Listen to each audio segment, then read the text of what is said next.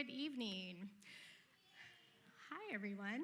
I'm a grateful believer in Jesus Christ. Through God's grace, I have healed from the pain and hurt of divorce and continue to walk through the ups and downs of depression, suppressed memories of childhood dysfunction, and the wave of emotions and thoughts that come with this. And my name is Nicci. Hi, everyone. When I came to CR back in February of 2021, I was a hot mess. I felt trapped in my own mind and was very isolated and alone. I had attributed my feelings of isolation and loneliness to COVID and working from home. However, deep down, I felt very disconnected from God, my husband, and honestly, everyone I knew.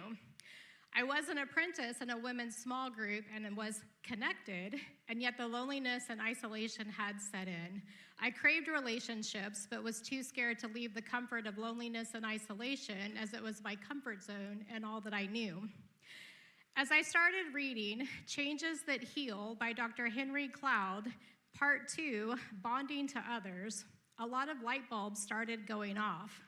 And as we entered this holiday season, I wanted to take a few minutes to share how bonding has been an intricate part of my healing. Bonding, as defined by Dr. Henry Cloud, is the ability to establish an emotional attachment to another person.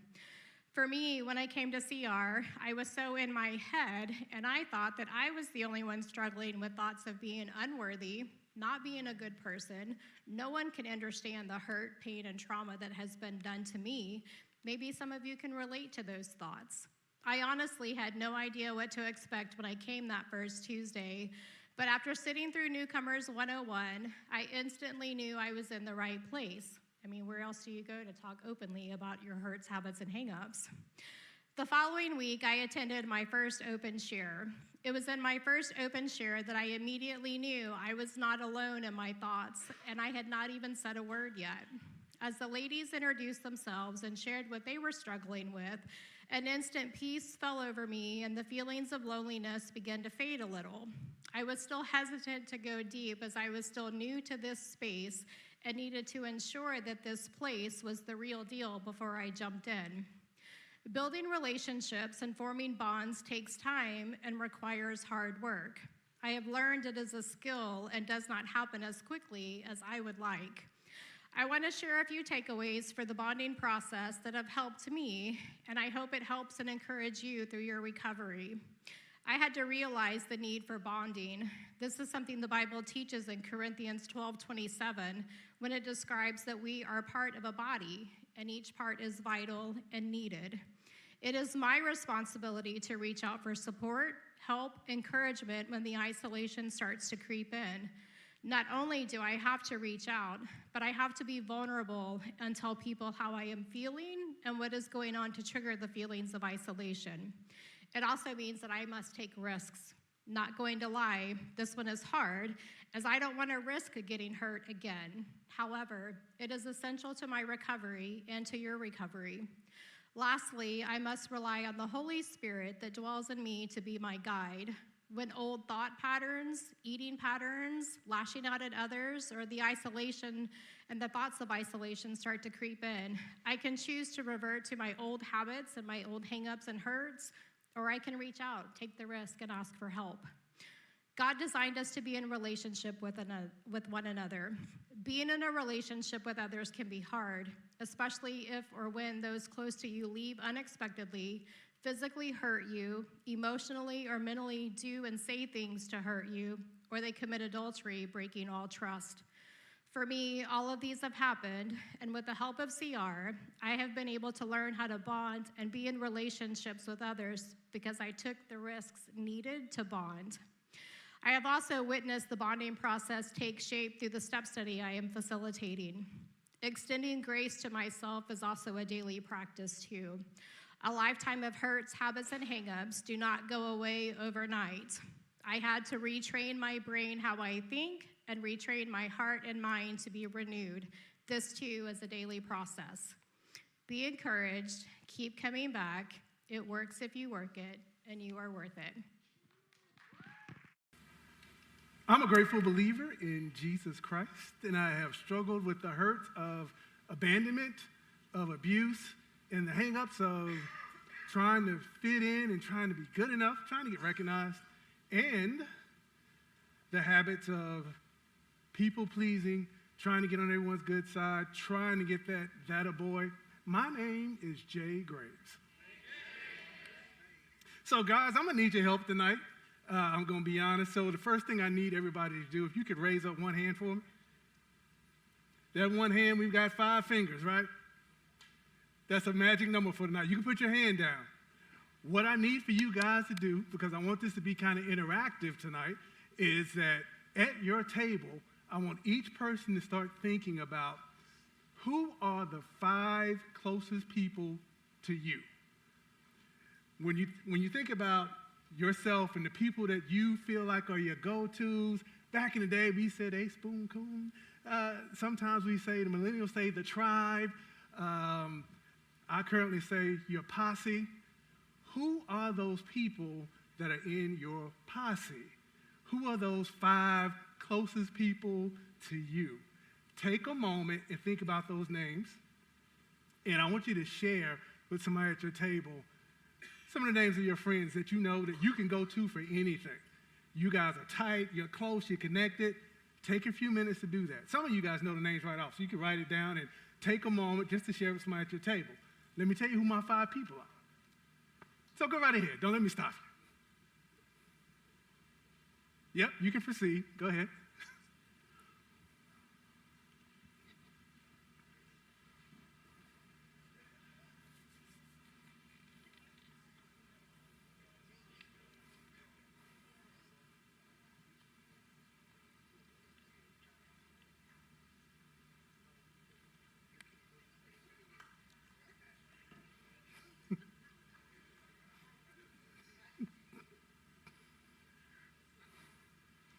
Remember, just 5.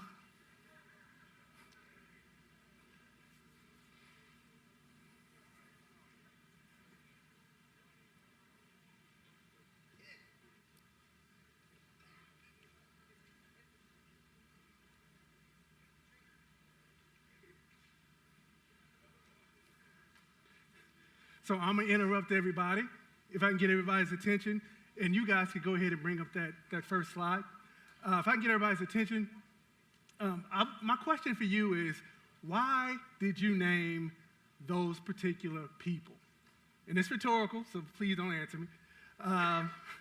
What was it about those people that you felt like, I'm going to say these 5? Some of you probably had 10, and to be honest, some of you guys probably struggled to get 2 or 3. Somebody might have had 1. Start thinking about what made you say that those were your guys. That was your tribe. That was your posse. Because that's important. We want to talk about that tonight. We want to talk about relationships and bonding. If you can go to the next slide for me. And so I'll stay true to form as well. And yes, that's me. A few years back, about 8 years ago, and you see me in a photo with some really, really, really close friends of mine. I'm from North Carolina, and this is my tribe. This is my posse. I got Harvey, I got Jason, I got Avery, who was the best man at my wedding, and of course I got me. We share a lot of experiences together. We actually been knowing each other since I was in my early 20s. Our ages are close together, went to a lot of the same schools. This would be one of my tribes. And so I'll tell you, I have other people as well who now I consider to be in my posse. People who I consider that I can share anything with.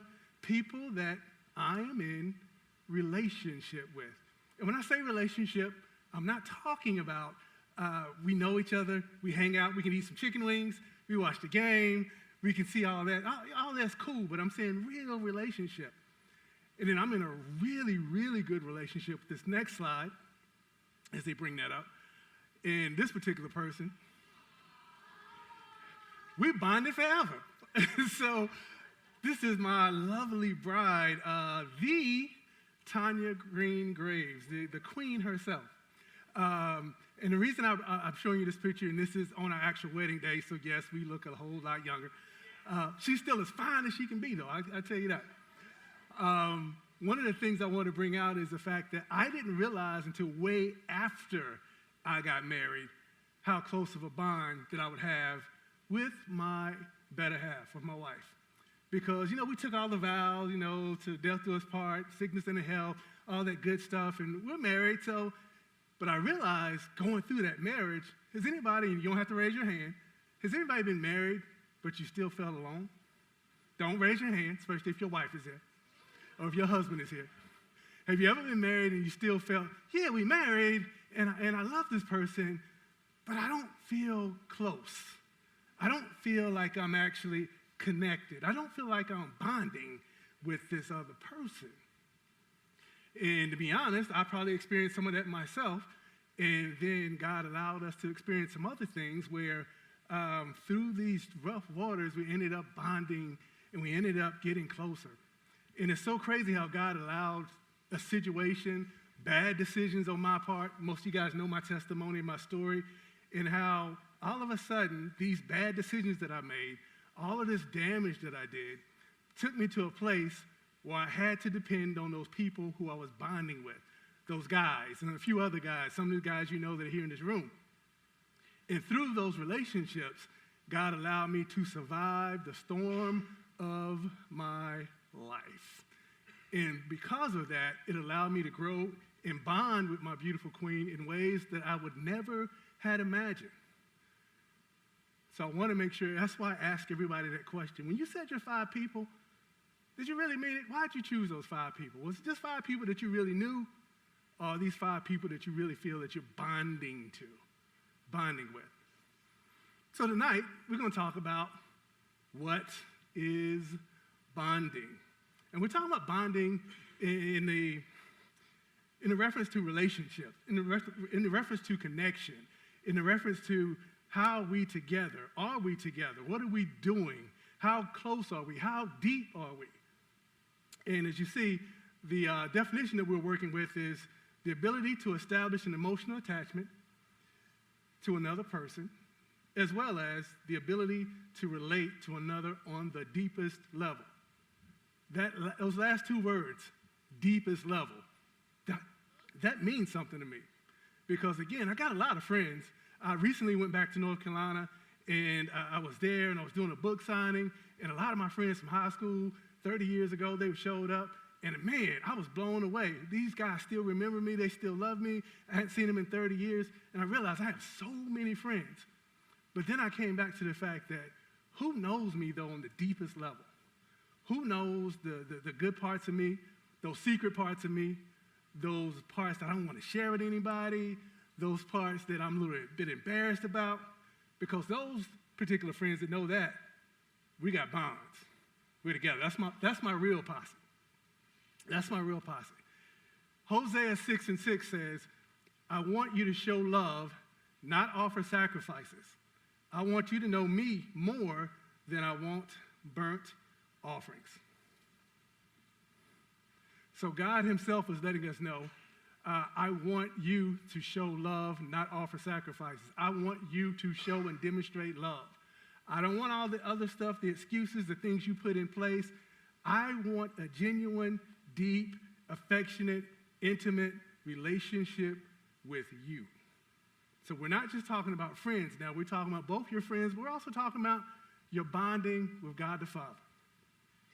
So at the foundation of every living thing is the idea of relationships.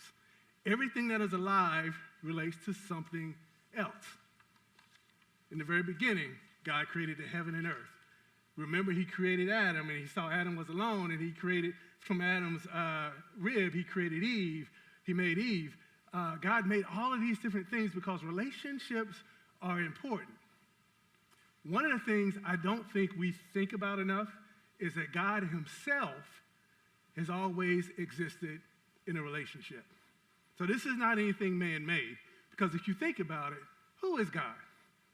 We know the relationship with God is God the Father, God the Son, and God the Holy Spirit. We refer to it as the Trinity. So even God himself is made up of a relationship, meaning that it's not just one thing, one person. So if this is true for God, shouldn't this be true for us? Shouldn't we have more than one person that we're actually bonding with, having relationships with, getting to know each other with, taking this journey of recovery with? One of the things I realized early on for myself was when I tried to recover on my own, I kept failing. I kept dropping the ball. I kept going back to what I just got out of. It just seemed like I couldn't do it. And there was this thing that I kept hungering for. I didn't want to be there. And it was only until I humbled myself and called a brother up and said, my man, we need to talk. And I figured this would be the day where he's just I'm going to put it out there, and all of a sudden, I'm going to be told about, and this stuff's going to hit the streets. By the grace of God, I had somebody that said, thank God for telling me, brother. I'm with you on this walk. Let's talk about this. Believe it or not, I've experienced something similar. Here's what God did for me. And from ever since that time, that relationship with that particular brother has grown. Has gotten better and better and better. So I want you guys to keep that in mind. God created us with a hunger for relationships. This includes a relationship with God and people. So it's impossible for us to grow without being connected and bonded to one another. So for everyone that says, I know God by myself, I'll go home, I know the Bible, I know how to pray, I've been in church before, I don't need everything you guys have. You're headed for a fall. You're already in a hole and you don't even know it. You've got to connect with other people. You've got to humble yourself and connect, bond with other people, because that's how God created all of us. It's not so much I'm bonding because somebody's telling me to. I have an inert desire, a hunger, and a thirst that's been built inside me to bond with other people. So, for example, it's impossible for anything to grow without being connected to a source of strength or nutrition. Hit the next slide. John 15:5 says, yes, I am the vine, you are the branches. Those who remain in me and I in them will produce much fruit. For apart from me, you can do nothing. Matthew 22:37 through 39 states, Jesus replied, you must love the Lord your God with all your heart, all your soul, and all your mind. This is the first and greatest commandment. A second is equally important. Love your neighbor as yourself. So the common thread we're talking about tonight is bonding, relationships, and obviously love, because that's where love lives, in relationships. Love is between people. Love is there for that thirst that we have.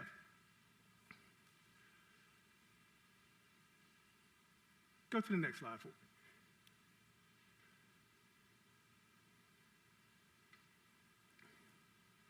So one of the things before I talk about the 3 stages of isolation, is everybody familiar with, it didn't come up tonight, but everybody knows how a plant works. There we go. Beautiful. Excellent.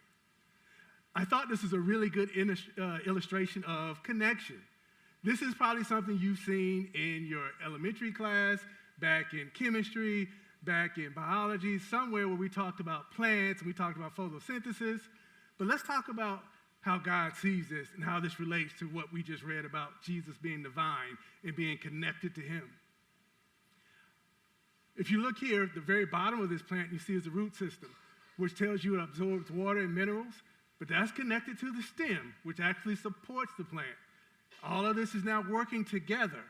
The stem goes up, and connected to the stem, you see the leaves that are branched off. On those leaves, you see flowers. If you look at the purpose of everything, the leaf performs photosynthesis, the flower is helping reproduction, and you get to see the fruit that the tree has, depending on what type of tree it is. And then we all know within the fruit, there's that seed that allows it to reproduce. So notice how everything is dependent upon one another. If there is no root, this plant will not last. If you cut off the leaves, and if you don't water this particular plant, it will die. There are certain things that we all need. You only get these things in relationship. You don't get these things by being solo. You don't get these things by knowing it all yourself. I get these things when I connect to my brother who's been where I've been, who's done what I've done, who has a word for me, who consoles me. You get this when you connect with your sister who has words of wisdom for you based upon their journey, and you then begin to share things and grow deeper together. This is what this means. Everything has a purpose. Everything connects together. Everything has a purpose. So, now going back to the very beginning, when I had you guys raise up your hand, I said, how many fingers? It's 5. You guys named 5 friends, or I thought you did. Some of you probably named 3. Somebody didn't name anything, I'm sure. If you think about this, when you think about, from this perspective, how close you are, how intimate you are with your friends, from the sense of you bear each other's burdens, from the sense of you share things in order to get free, from the perspective of we grow in God closer, and I actually just don't bond with my friends, but I bond with God as well. That group of 5 friends that you have, are you really bonding with them? Are you really connected with them? Can you really say that if I was in a certain place in life and I was in a bad way, that these are the people that I can go to? These are the people that I know would support me. These are the people that I know would be there for me. These are the people that have already demonstrated. And conversely, I'm the person that is actually there for them. Because I asked you to name 5 friends. I'm wondering if they would name you in their 5 friends if they had to do that. So what exactly are you doing to support, to love, to connect, to bond? All of this is really important. So if you're like me, going through all this type of information, yeah, Jay, it's good, I understand it, but what does it really mean? So let's look at the opposite side of this.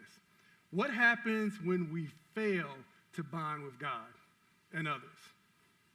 So people who can't make emotional attachments and fail to bond with God and others live in a state of perpetual hunger and thirst. Have you ever been in that place where you can't put your finger on it, but you got a vacuum and you're looking for something to fill it, but it's like whatever you do is not working. You've been drinking all night. Yeah, you got high, you got drunk, but it's not working. You've been sleeping around with all these different people, but yeah, the sex is good, but it's not working. You've been doing this, you've been doing that. Whatever it is you've been doing, it's just not working. And you keep doing it, hoping that one day it's going to work. And it doesn't work because there's this vacuum of relationship that is there. So I want to talk a little bit about the 3 stages of isolation. We all know what isolation is, right? I don't have to put that definition up. That's when you did something crazy, and instead of being open and honest about it, you pull away from everybody, and you try to resolve this on your own. Isn't it like Dr. Phil would say, how's that working for you? Because it never works. It's a trick of the enemy. You always feel that as long as nobody knows, what they don't know won't hurt them, right? You always feel like, you know what, I can solve this on my own. I just messed up. You know, everybody messes up. Nobody's perfect. Nobody's without sin, which is true. But the issue is that you got a problem and you can't resolve it on your own. So we're going to talk about the 3 stages of isolation. The very first stage, or stage 1, would be protest. This is where they protest the lack of relationship. This is where, in the very beginning of isolation, you feel really angry or you feel really sad about whatever it is that's going on in your life. Believe it or not, this pain actually works to your advantage because it reveals a vital need for God. Because you're experiencing that vacuum. You're experiencing now that thing that's making you say, oh my God, this ain't it. I got to do better. I'm tired of this. Why am I going through this? And you're doing all this alone, and God is saying, yep. All right, come on. Almost got you. Come on in. You got something you can't meet. Let me help you. So with that, Matthew 5 and 6 states, blessed are they which do hunger and thirst after righteousness, for they shall be filled. The reason this is important, and I'm speaking about all of this, the void and the thirst and the hunger, like it's a bad thing, but I'm really helping you to acknowledge and be able to look at when I'm hungry like this, when I'm thirsting, that's God's way of trying to get me to come to him. That's God's way of telling me I need to reach out to somebody. I can't meet this need on my own. Stage number 2, depression and despair. So the hope that needs to be met will start to diminish. It'll start to wither just like a flower that doesn't get watered. It doesn't get the nutrients that it needs. It's a feeling of hopelessness. And the crazy thing about hopelessness that makes it so cruel, can you imagine knowing what you need and can't get it? Like, I know what I need, but I don't have it, and I can't attain it. I keep trying for it, and I know what it is, but I can't get it. That's that feeling of hopelessness. That's that feeling of, what am I good? I might as well get out of here. What's wrong with me? I can't help this. And if you stay there too long in that feeling of hopelessness, you actually go to stage 3. But before we talk about that, Proverbs 13 and 12 states, hope deferred makes the heart sick, but a longing fulfilled is a tree of life. So remember, a hope deferred makes the heart sick, but a longing is a tree of life. Finally, if you stay here long enough, you'll go to stage 3. Stage 3 is what we call detachment. This is where people are detached from their own need for others and the outside world. They're out of touch with themselves, and they often don't feel alive. These are the people that when you get to detachment, you're there, you're going through the motions, but you're really dead on the inside.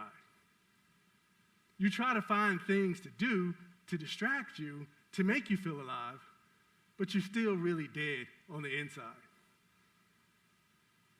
I remember I was working at a company a few years back, and I've been at this company a long time, and it was a healthcare company, and I remember one of the nurses that worked for the healthcare company. She was really nice. I used to wave to her and see her, and over the period of 6 months, this particular person transformed right in front of my eyes. And what I mean by transformed, her whole look changed. She went from having no piercings in anything to having every piece of her body pierced. And when I say every piece, I mean things I could see, and I'm sure things I couldn't see. Eyebrows, nose, lips, tongues, cheeks, foreheads, hands, everything. So for whatever reason, God allowed me to have the courage to go up to this person, and I said, hey, how are you doing? I said the person's name. They're like, hey, Jay, how's it going? I said, it's going well. And so I'm going to ask the obvious. I said, hey, I noticed you got a new look. How about that? And she looked at me. She said, yeah. And her head kind of went down. And I said, yeah, it's a lot of piercings. How many piercings do you have? And she named a very large number. And they were everywhere. And then she told me something that threw me off. She said, well, Jay, actually, I'm a cutter. And so I cut myself because I feel like I'm dead on the inside. And so I cut myself to make sure so I can feel something. And she said, Jay, and when I started getting these piercings, I really realized it was a beautiful way for me to cut myself. So instead of cutting myself, I just got piercings. That's why you see so many, because I don't often feel things, and this is my way of feeling alive. And I thought about this as I was reading the book and detachment, how we are really dead on the inside, and we do things in an effort to feel alive. I also have met so many people in my life, and I've worked in corporate for a long, long time, and I have seen this and probably have demonstrated this myself. What happens when I'm detached and I've gone through something and I don't have any relationships with anybody to help me through this season, and yet my relationship with God is very surface. I begin to throw myself into my job. I begin to get awards at my job, raises, and make a bunch of money, but as soon as I leave my job, I'm dead to everybody else. My family knows I'm dead. There's no interaction. My wife doesn't get the best of me. She gets the minimum of me. But I light up when I go to work because in my mind, when I do things, that makes me feel alive. This is why you really got to be careful about doing things to make you feel alive. because they can be distractions from the real issue. Even if they're good things, like you join this group and you're part of that church group and you're part of this step study and you're part of this small group and you come here on Thursday nights and you're part of 8 Bible studies and you go to 8 different CRs. I get it. But the problem is, it could be a sign that you really are dead on the inside and you're doing all of these actions to feel alive. There's an issue there that hasn't been resolved. There's a hunger there that has to be filled by God himself and those people he's placed around you. There's a thirst there that all of these meetings and CRs and good services and doing this and doing that is just not going to help. So my encouragement for you tonight is to really look at your relationships. Take a look at who you're bonding with. Establish some bonds that are more than surface bonds. Do something where you have a deeper relationship with those around you. And most importantly, get a deeper relationship with God. Your prayer life shouldn't be based on the prayer life that you get when you get here. Your prayer life should be based upon what you do at home. Your relationship with God shouldn't be based upon what you experience here in praise and worship and what we experience at CR, but it should be based upon what are you experiencing with God at home, in your car, in your own Bible study. When you get up out of the bed and you go to the bathroom, then you come back, then you get on your knees and you tell God, you communicate with him. You begin to tell him everything. You lay everything out there for him. That's what this is about tonight. Bonding and creating stronger, deeper relationships. Thank you.